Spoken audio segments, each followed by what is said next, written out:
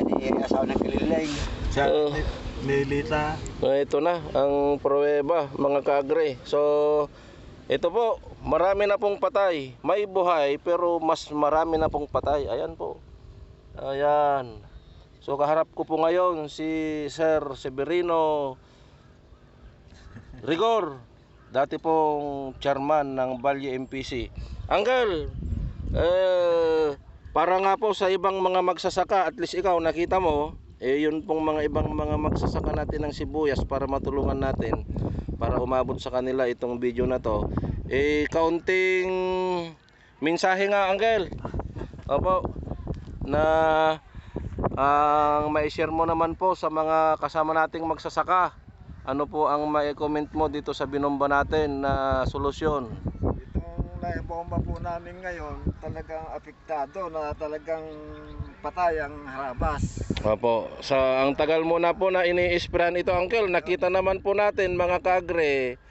Ayan o, ang daming in-spray na galing sa mga multinational company na mga lason. Hindi dininig. Ito lang pong solusyon ng Green World na hinalo nating mga lason, organic sa chemicals plus Excel Crop Growth Booster. Ayan ang bisa niya. So karagdagang mensahe po, Uncle, sa mga kasama nating magsasaka at sa atin pong mayor dito sa Talavera.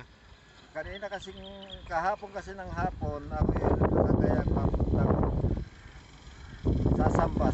Ako kasi Iglesia ni Cristo. Sasamba kami kahapon.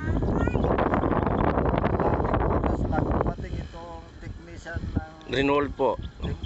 Green World. Green World. Green World. Opo. Kaya ako nagpapasalamat ngayon na idinemo niya itong kanyang mga gamot.